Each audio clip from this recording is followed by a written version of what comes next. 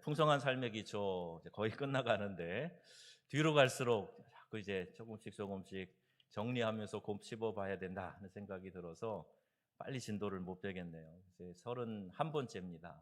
그리스도를 닮아가기. 자, 제목 다 같이 시작. 그리스도를 닮아가기. 자, 이것이 우리의 신앙의 목표입니다. 우리 예수님 닮아가는 거 이게 신앙의 목표예요. 왜 믿음 생활합니까? 그러면 뭐 여러 다른 얘기 할 수 있겠지만 결론은 이겁니다. 결론은 예수님 더 닮기 원해서. 왜 제자 훈련합니까? 예수님 더 닮기 원해서. 왜 사역 훈련합니까? 예수님 더 닮기 원해서. 우리 지금 찬송가 가사처럼 예수 더 닮기 원하네. 그리고 그 크고도 넓은 은혜와 대속해 주신 사랑 간절히 알기 원하네. 내 평생의 소원, 내 평생의 소원 대속해 주신 사랑을 간절히 알기 원하네.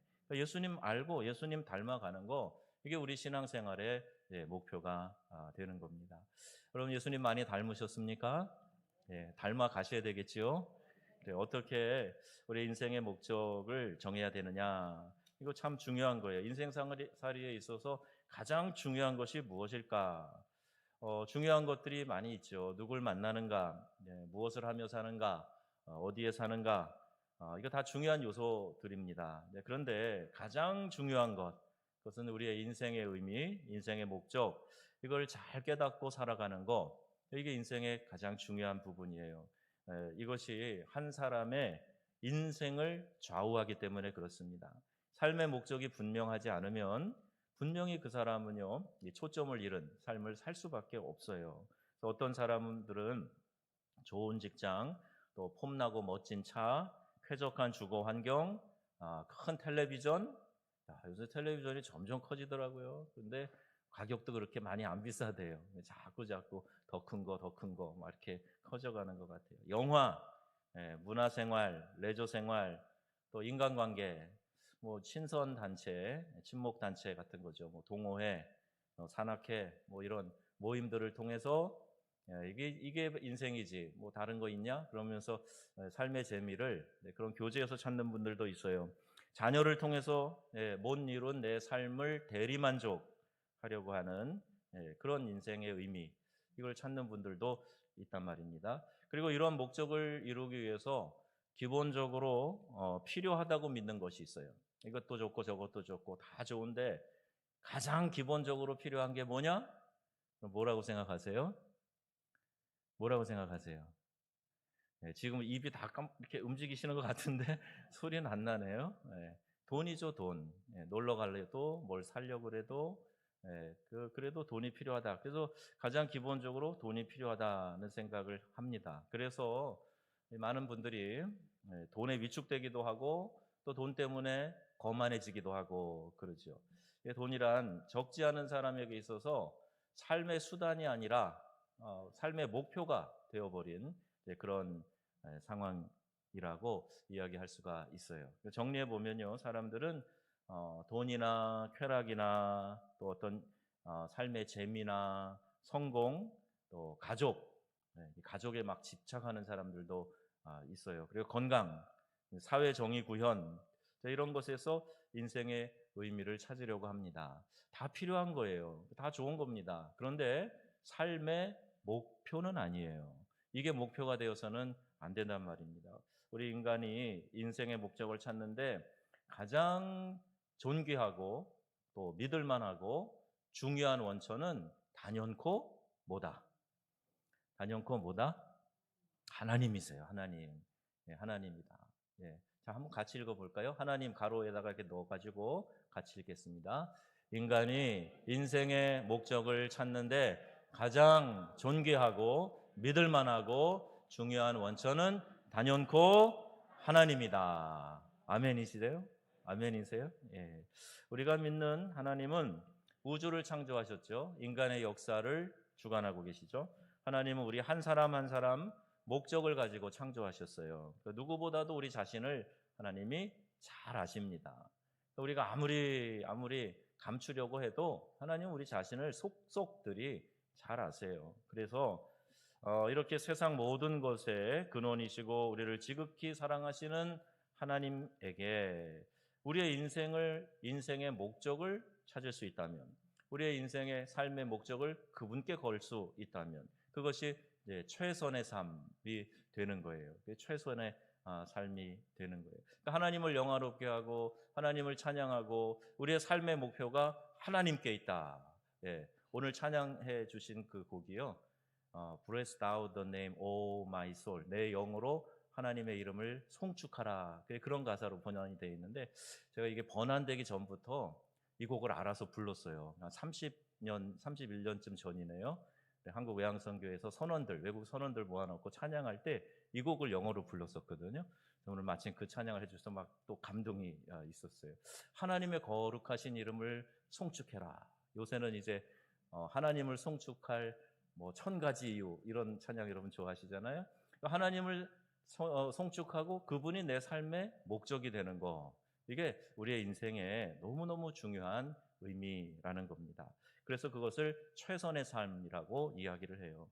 우리 인간을 향한 하나님의 궁극적인 목적이 무엇일까? 하나님의 궁극적인 목적, 우리를 향한 목적이 뭐냐?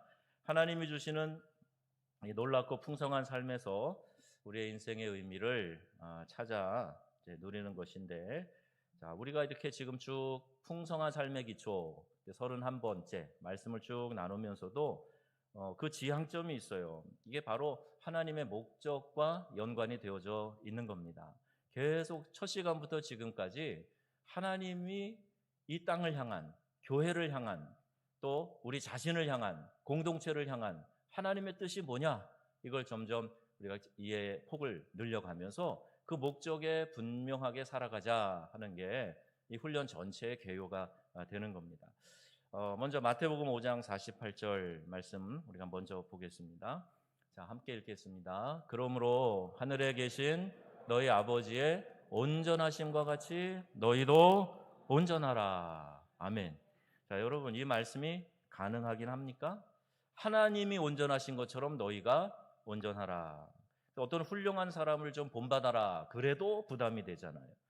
예, 그런데 어떻게 우리가 온전하신 하나님을 본받으라는 거야? 이것도 역시 낙타가 바늘길을 통과해야 된다는 것처럼 극단적 과장법인가?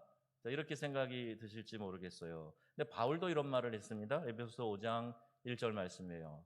그러므로 사랑을 받는 자녀같이 너희는 하나님을 본받는 자가 되고. 아멘. 하나님 본받으라는 거예요. 우리 주 예수님도 직접 우리에게 그런 명령을 하셨고 바울도 하나님을 본받는 자가 되고 이렇게 이야기를 합니다. 하나님을 본받는 것이 우리의 인생의 목적이 될 만큼 놀라운 것이에요.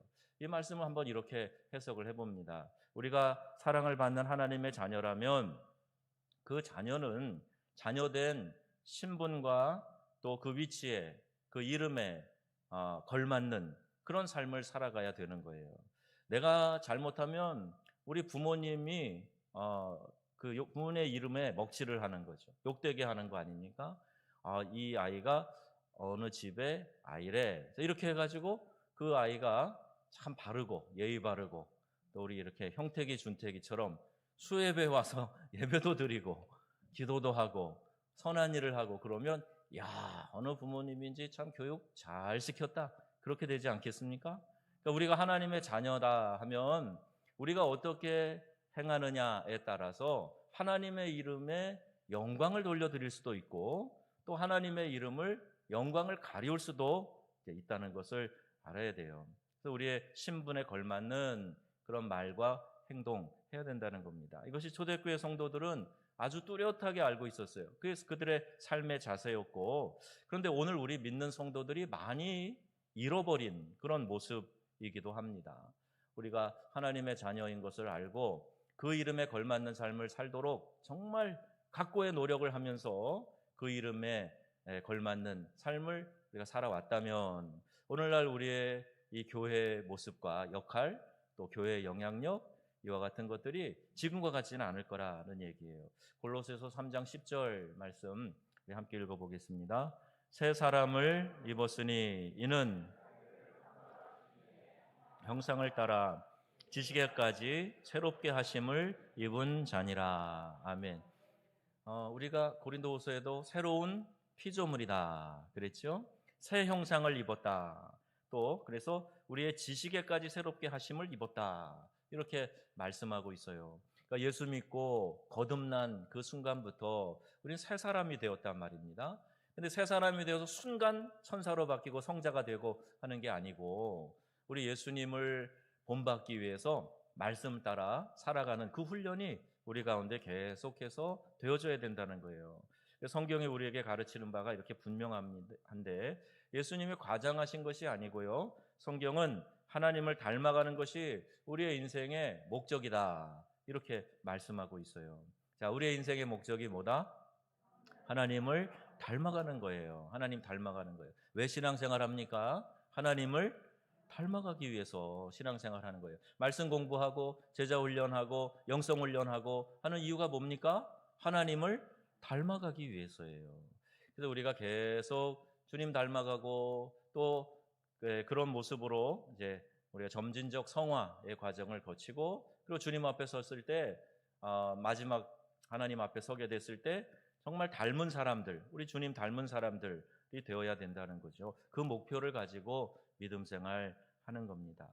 내가 여전히 주인 되어서 살아가면서 하나님을 도와주시는 분 정도로 그렇게 이해하는 거, 이게 온전한 그리스도인의 삶이 아니에요.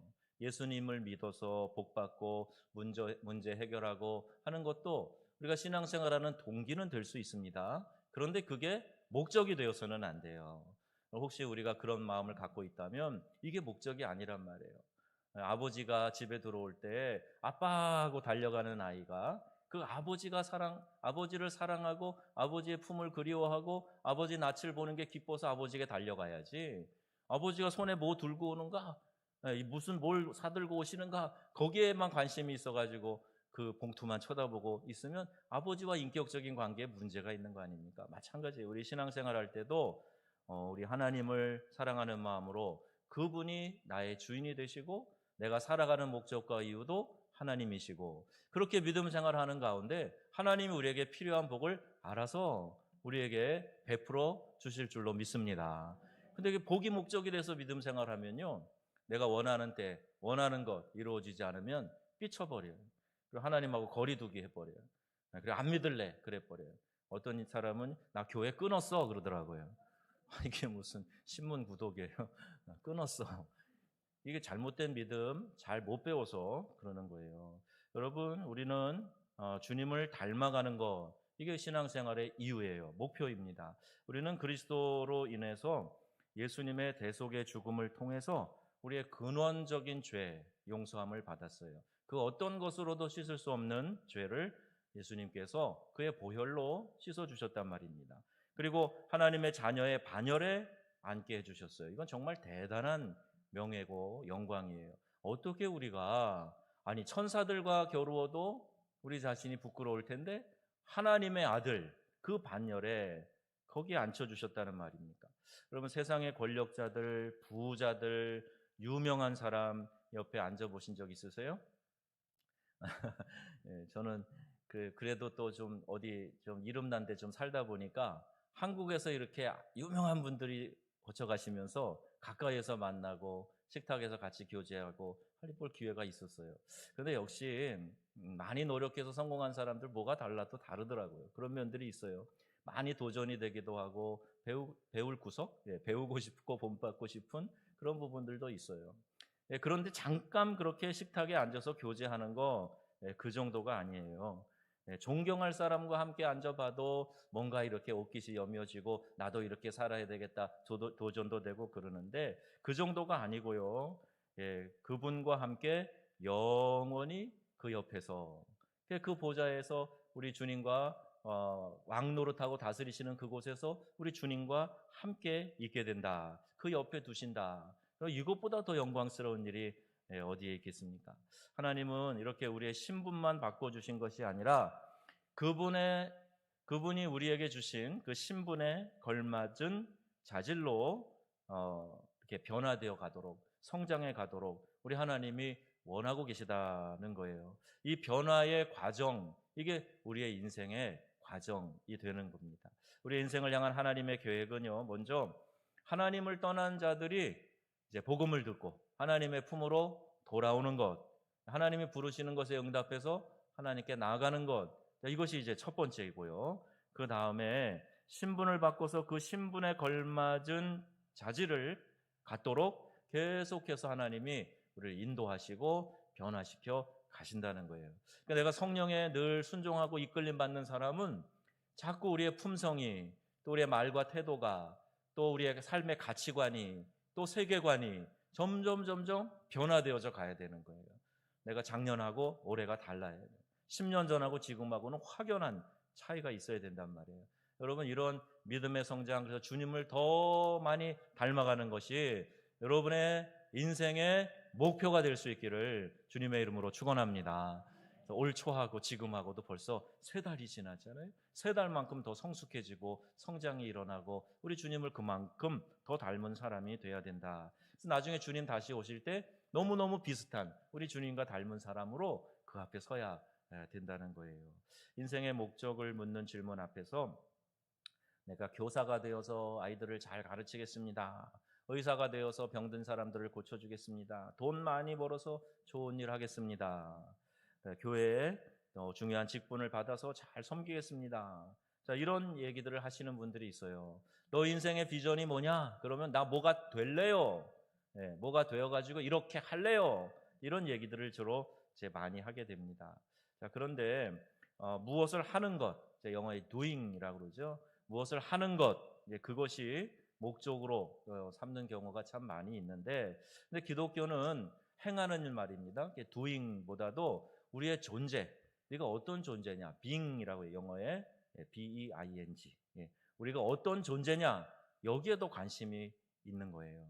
그러니까 우리가 뭘 해서 내가 요거 했으니까 하나님이 나를 사랑해 주실 거야, 축복해 주실 거야, 그게 아니고요. 내가 지금 어떤 존재로 주님 앞에 서 있느냐, 주님과 어떤 교제를 나누면서 인격적인 교감을 그분과 나누고 있느냐, 여기에 우리 하나님이 더 관심을 가지신다는 겁니다. 뭘 하느냐가 아니라 어떤 사람이냐, 이게 더 중요한 거예요. 우리가 어떤 직업을 가질 수도 있습니다. 하나님의 관심은 우리가 얼마큼 하나님 닮은 자로 빚어져 가는가, 여기에 있어요. 얼마큼 하나님 닮은 자로 빚어져 가는가. 그러니까 죄가 뭘까요? 하나님과 자꾸 엉뚱하게 다른 짓 하는 거예요. 우리 주님이라면 어떻게 하실까 자꾸 생각해야 되는 이유가 뭘까요? 주님이라면 이때 이렇게 하실 거야. 그럼 나도 그렇게 해야 되는 건데, 주님은 이렇게 하실지 몰라도 난 이렇게 할 거야. 이건 주님을 닮은 게 아니란 말이에요. 자꾸 생각을 해야 돼요. 우리 주님이라면 이 상황에서 어떻게 말씀하실까? 어떻게 행동하실까? 그걸 먼저 묻고 듣고 그대로 행하려고 하는 그런 노력이 우리 가운데 있어야 우리가 영적으로 더욱 성장해가고 예수님 닮은 모습으로 자라갈 수 있다는 말씀이에요. 그래서 성경은요, 자기를 창조하신 분의 형상을 따라 끊임없이 새로워지는 거다, 이렇게 말씀하고 있어요. 끊임없이 새로워지는 거다. 아침마다 새로운 은혜로 새로워지는 경험을 하는 거예요. 하루를 마무리하면서 내가 오늘 이만큼 성장했지, 이만큼 내가 영적으로 또 이만큼 더 견고해졌지 하는 것을 느낄 만큼 그렇게 주님 닮으려는 노력이 있어야 된다는 겁니다. 우리가 예수님을 우리의 눈으로, 너의 눈으로 예수님에게 고정해라. 그러니까 fix your eyes. 너의 눈을 예수님께 고정해라. 이렇게 말씀해요. 그러니까 늘 주님을 생각하면서 주님을 바라보면서 의식하면서 살아가면요, 자꾸 예수님을 닮아가게 되는 거예요. 자, 어떻게 하면 닮을 수 있을까에 대한 말씀에서 우리의 모범이 되시는 예수님, 우리가 닮아가야 된다는 거예요. 이런 이야기를 들었어요. 요새 이제 저희가 세미나에 지금 부목사님하고 각기 다른 과정을 지금 듣고 있는데, 거기 이런 예화가 나오더라고요. 어떤 주인이 종에게 말 발굽 밑에 다는 편자 있잖아요. 편자, 그걸 하나 주면서 야, 이거를 100개 만들어라. 그리고 이제 어디를 여행을 떠났어요. 그리고 돌아와 보니까 100개를 만들긴 만들었는데 영 모양이 이상한 게 나온 거예요. 어떻게 된 거냐 물었더니, 아니 이 종이 말입니다, 첫 번째 받은 편자를 놓고 두 번째 걸 만들었어요. 그런데 세 번째 거 만들 때는 두 번째 만드는 놈을 보고 세 번째 걸 만드는 거예요. 네 번째 만들 때는 어떻게 했겠어요? 바로 그 앞에 만들었던 놈을 보고 또 만든 거예요.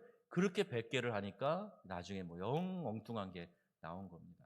뭘 잘못한 거죠? 원래 기준이 된 걸 보고 만들어야 되잖아요. 이렇게 만들어라 그랬으니까 그걸 보고 만들어야 되잖아요. 그런데 내가 그걸 갖고 만들면서 좀 삐뚤어진 놈을 보고 또 다른 놈을 만들고 계속 삐뚤어지는 거예요. 이게 오늘 우리 신앙생활하는 모습과 같지 않습니까? 하는 그런 얘기예요. 예, 우리가 오늘 교회 이런 모습들을 보면서 이게 맞고 이것만이 진리인 것처럼 생각해서 그 모양을 본받으려고 막 노력을 해요. 80년대에는 우리나라에도 이제 교회 성장학파라 그래서 미국의 풀러 신학교에서 공부하고 오신 분들이 한국 교회를 막 이렇게 이끌어가면서 우리 교회 성장학에 대한 얘기 많이 했어요. 저도 그 물에서 공부를 했어요. 그러니까 제 전공도 그쪽 분야하고 연결이 돼 있단 말입니다. 그러니까 교회가 많이 성장하기도 했어요. 그런데 이게 성경 전체냐? 아니거든요. 근데 그렇게 해서 성장한 교회, 그렇게 해서 활동하는 그런 어떤 한 개인, 그 사람들을 바라보면서 그분을 닮으려고 노력을 하다 보니 우리 예수님 닮는 것이 목적이 되어 있지 않고 영 이상한 대로 자꾸 가게 되었더라 하는 이야기예요. 우리가 새롭게 이 시대에 교회를 조명해보고 우리의 신앙을 다시 한번 재정비를 해야 되는 그런 상황을 지금 보내고 있지 않습니까? 기준이 누구여야 되겠어요? 우리 예수님이어야 돼요. 우리 주님이어야 돼요. 저라고도 하시면 안 됩니다. 우리 예수님 바라보고 예수님하고 똑같은 사람이 되어야 되겠다. 아니 성경에 우리에게 명하고 있지 않습니까? 우리가 하나님의 온전하심처럼 너희도 온전해라 말씀하고 있지 않습니까? 우리가 이렇게 새롭게 되어짐으로 하나님이 우리에게 보여주신 그 모습대로 본받아 나가라고 말씀하고 있지 않습니까? 그러니까 우리의 기준은 닮으려고 하는 우리의 본은 우리 주님이 돼야 된다는 거예요. 닮으려고 하는 대상이 정확해야 됩니다.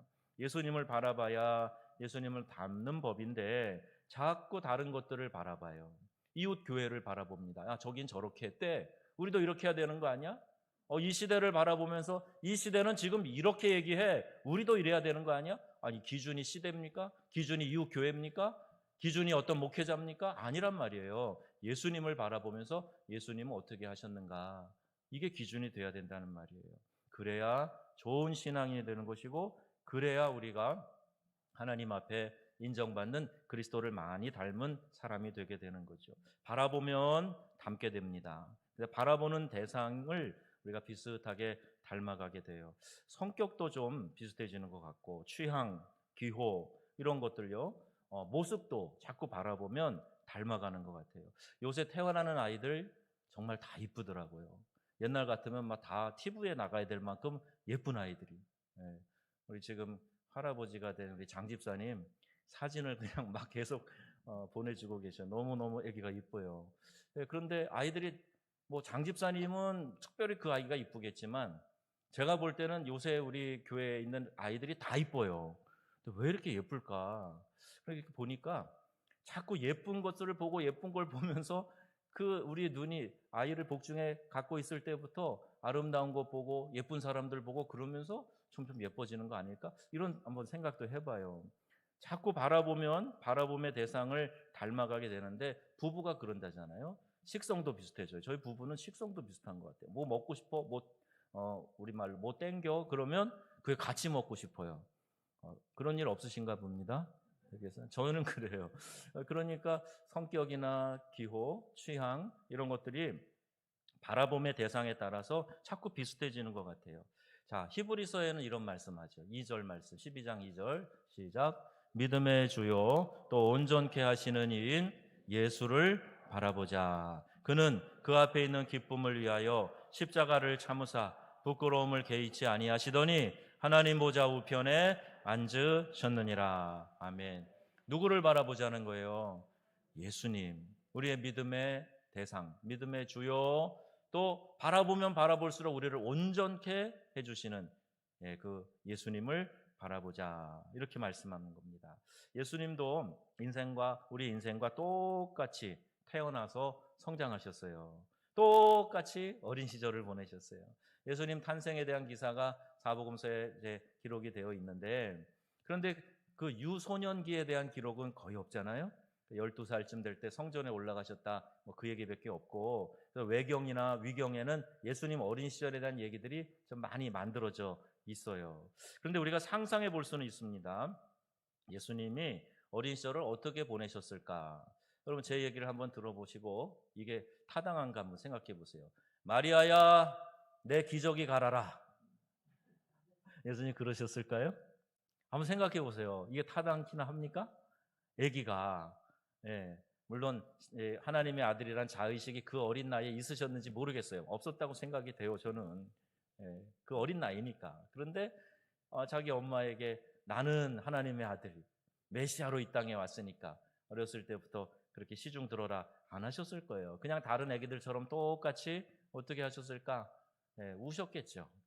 그러면 이제 알아서 엄마가 돌봐주는 그렇게 하셨을 거예요. 성자처럼 어린 시절부터 폼 잡고 그렇게 걸어 다니시지 않으시고 뛰어다니면서 장난치시면서 놀이를 하셨을 거예요. 평범한 아이처럼 성장하셨을 거예요. 그런데 누가복음은 그 어린 시절에 대해서 이렇게 말씀합니다. 2장 52절 말씀이에요. 예수는 지혜와 키가 자라가며 하나님과 사람에게 더욱 사랑스러워 가시더라. 아멘. 지혜와 키는요, 정신적인 것, 육체적인 영역을 말하죠. 그렇죠? 또 하나님에게 사랑받았다 하는 것, 이것은 영적인 영역. 또 사람들에게 사랑받았다 하는 것은 사회적인 관계. 이걸 말씀하는 거예요. 이 한 문장 안에 그게 육체적인 자람과 동시에 영적인 자람, 하나님과의 관계 안에서의 돈독함과 또 사회 관계 안에서 좋은 관계, 이것을 맺으면서 예수님이 성장하셨다는 이야기입니다. 긍휼히 여길 자에게는 깊은 사랑을, 격려가 필요한 사람에게는 적절한 칭찬을, 꾸짖음이 필요한 사람들에게는 가차없는 힐책을 우리 예수님께서 하시는 거예요. 우리도 이런 균형 있는 삶을 살아야 됩니다. 어쩌면 지금 현재 우리 교회 내에 또 내 개인의 신앙에 부족한 부분을 우리가 더 치중해 보완해 나가야 돼요. 하나님과의 관계만 우리가 치중하고 중요하게 생각하고 사람 사이의 관계, 사회 안에서의 나의 역할과 관계, 이건 소홀하게 생각해가지고 교회에서는 성자고 밖에 나가면 그렇지 않은 이런 모습, 이런 양면성이 있으면 안 된단 말입니다. 저분이 교회에 권사님이래, 교회에 집사님이래, 장로님이래. 그러면 사회 나가서도 다른 믿지 않는 사람들보다 훨씬 더 남을 배려하고 또 격려하고 내가 먼저 꾸준히 하면서 다른 사람 앞에서 헌신의 본을 보여주고, 이게 우리 그리스도인의 모습이 되어야 된다. 자, 이 말씀이에요. 여러분 어느 쪽이 더 강하세요? 사회관계는 잘 맺어. 밖에 나가서 사람들하고 교제하고 하는데 아무 문제 없어. 사람들이 날 너무너무 좋아해. 막 술자석만 있으면 다 불러, 나를. 그냥 노래방 가면 꼭 나를 불러. 탬버린 나한테 줘. 그런 관계에서 문제가 없는데 교회만 가면 졸려.